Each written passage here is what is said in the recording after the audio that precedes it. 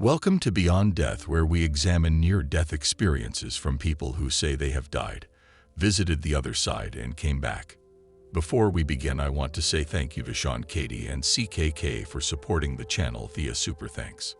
Today's NDE is from William, who says he died in a car wreck and was escorted by an angel to meet with God, the Creator. Let's get into it. January 14th, 2016. I had went to the hospital to visit my sister, who had just given birth to my nephew. I'm not really into babies, having none of my own, but in my family, if someone gave birth, you showed up and welcomed the new baby into the world.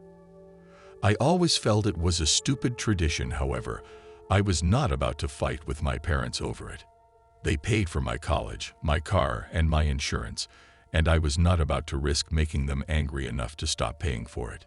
That's another thing my family was good at, ostracizing those family members that they deemed had crossed a line.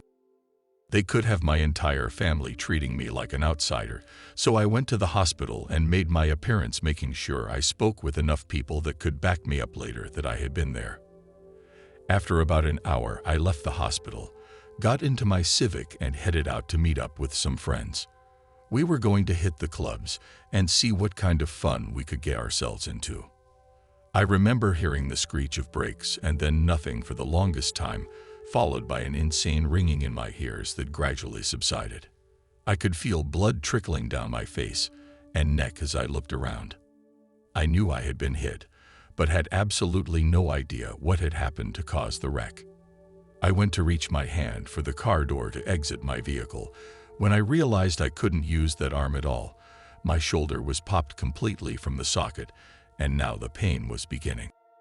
Using my other arm, I managed to free myself from the seat belt and then reached across my body and opened the passenger door. Next, I fought back the pain and half crawled, half fell out that door to the cold ground.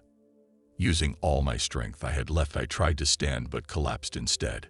I'll just lay here, I thought. I had no clue how broken my body actually was at this point. I just knew I hurt all over and blood kept getting in my eyes. Before I crossed over to the other side, I saw a man walking up to me. He told me not to move, that help was on the way. He may as well have been speaking another language, though, because I was looking at the angel standing behind him. "Can you see him?" I asked. I don't recall getting a reply. Oh, the man was still beside me, and I could see his lips moving, but I could not hear a word he was saying. Then I was standing over myself and the man who was trying to help me. I saw he had one of those first aid kits like you might buy online for keeping inside your car, and he was attempting to stop the bleeding to my head. Now I looked at the angel standing next to me and asked him, "Now what?"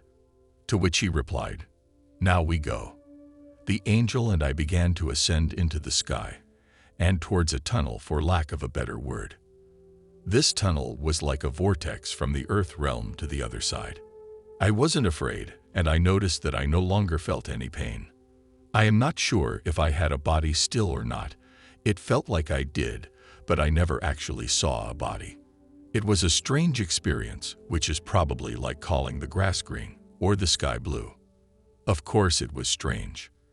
It's not every day you get to transition from earth to paradise or heaven, or whatever you want to call it. Inside the vortex, we traveled at great speeds for some time. I can't say for how long, because time did not exist once I departed the earthly plane. It's like everything over there happened simultaneously and not on a linear timeline as it is here. In the distance, I saw a speck of light that grew bigger and brighter the closer we got to it. It was not to be our destination, though. Upon exiting the vortex, the angel and I landed softly in the middle of a park. I could now see many people walking around as if they all had somewhere to be. They moved with a purpose. "Where are we?" I asked. "Is this heaven?" "No," the angel replied. "You can't enter heaven because you are not dead yet. This is one of many places we bring souls who will be sent back to earth." "If I'm being sent back anyway, why not just leave me there?" I asked. "I was instructed to bring you here, so here is where you are until I get further instructions," the angel stated. I should also mention that whenever I talk about what the angel and I said to each other, it was always in the form of thoughts. We did not actually speak a word out loud. All communication on the other side is in the form of telepathy. It's like thinking a question and immediately hearing the answer in your head. After some time, the angel asked me, "While we wait, would you like to take a look around?" To which I, of course, replied with a yes. I was shown many buildings and had their functions explained to me. I saw a great center of knowledge which looked like a huge library. The angel said it was home to all knowledge that ever existed or would exist. I asked if I could see inside it, and he gave me a tour. Inside, I saw other people standing in front of screens, which displayed whatever it was they wanted to learn about. I wanted to try out one of the screens, but the angel told me that was only allowed for souls that would be staying, and since I would be returning to Earth, he could not allow it. I left that building with the secrets to the universe still unanswered. Finally, this angel told me it was time. We had to go see the Creator, and he led me into a great room with a light in the distance. As we approached the light, I could now tell there was a throne with the Creator sitting on it. Angels stood off to the side singing praises to God. It was the most beautiful music I had ever heard, and we have nothing like it on earth. The angel I was with told me to approach the Creator and state my case. My case for what, I asked. Your case for staying here. Every soul always wants to stay. Only he can grant you permission. I had not really thought about it because from the time I was informed I would be going back until now, I never considered staying as an option, but since it was, I thought, why not?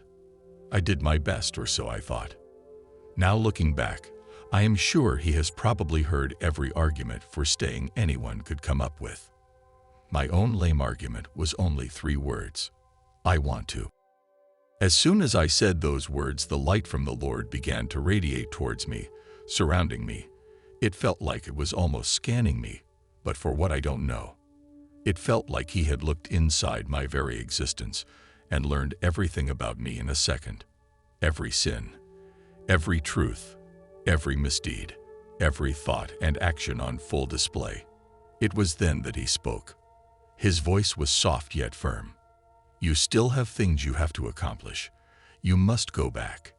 I was afraid to ask why, as he was the creator of everything. His will be done. I woke up in the hospital.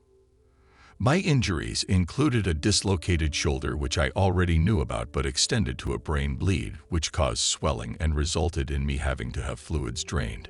The paramedics told my parents I seized twice on the way to the hospital. My airbag had not deployed during the wreck, and police on the scene ruled the accident was not my fault. The lady that hit me was drunk and suffered no injuries herself. I asked about the man that had began first aid on me so that I could thank him, but was told police were first on the scene and nobody had applied first aid at all until paramedics arrived. I still have trouble out of my shoulder, especially if I sleep on it funny. Did I have a near-death experience? I'll let you decide. I know what I believe. Until next time, stay blessed.